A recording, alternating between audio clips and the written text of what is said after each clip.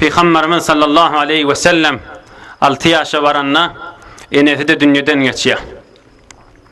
Aham kakası saklamalı oluyor. Kakası Abdülmuttalib.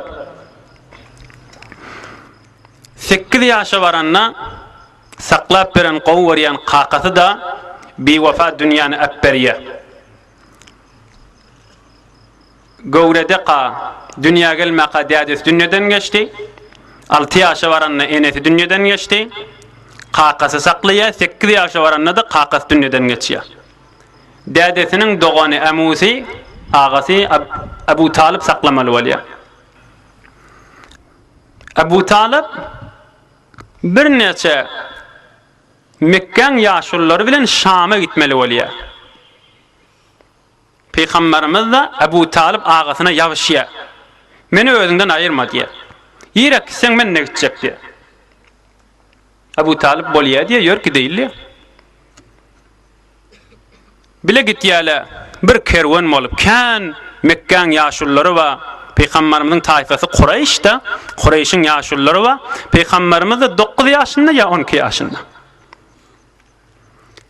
Şam'ın bir yerine var düşüyorlar.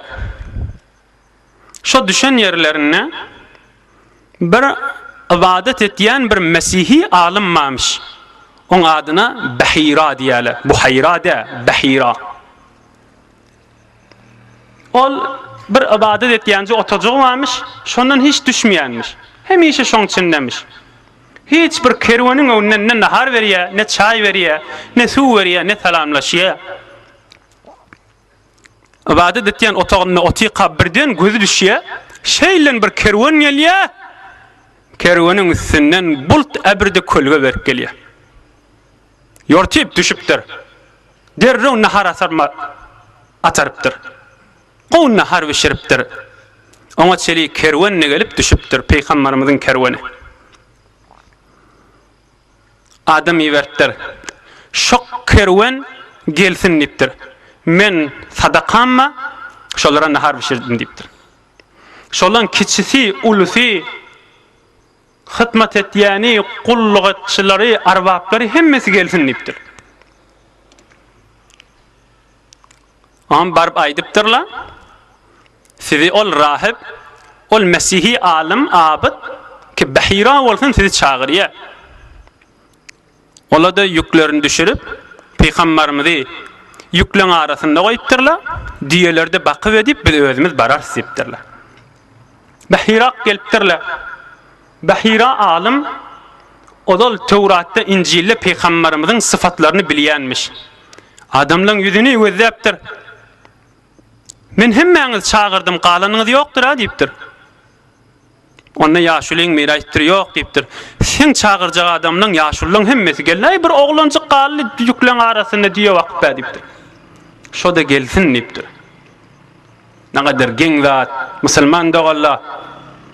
Sizin biriniz de peygamber olmalı. Yan bulut sizin üstünüzden geliyetti demedi ha. Peygamber olacak alameti olan içinden tapmanlar.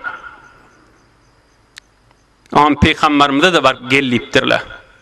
Peygamberimiz de bari uğranına Bahira yortip barıptır Peygamberimizin yanında.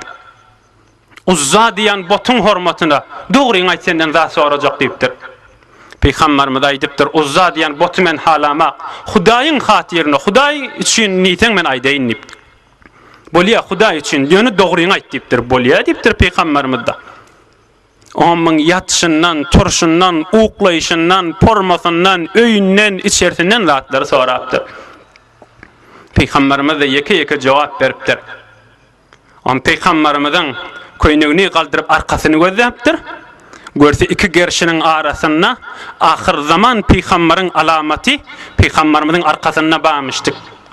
Peygamberlik muhri bir kepterin yumurtası yanık iki gerşinin arasına arkasını tüngörüp çıktıranmıştık.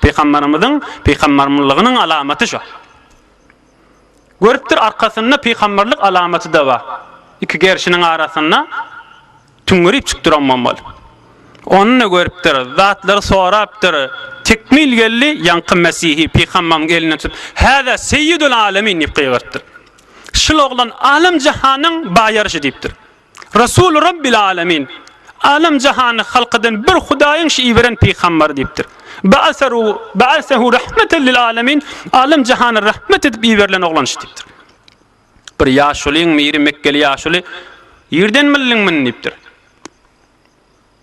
Onda ol Bahira aýdypdyr. Bira siz gelýär qaňyz, özüňiz aňlaňyza siziň üstüňizden bulut bir ebir kulga berip gelýärdi diýipdir. Bir de siz aňlaňyza diýipdir.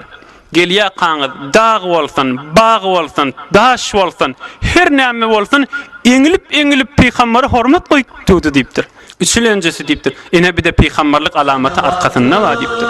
Salavatun, salavatun, salavatun, salavatun, salavatun, salavatun, salavat, salavat ala Muhammed, salavat ala Muhammed. Ya ilahi wa mujiri men bisirril gaybi ya'lam.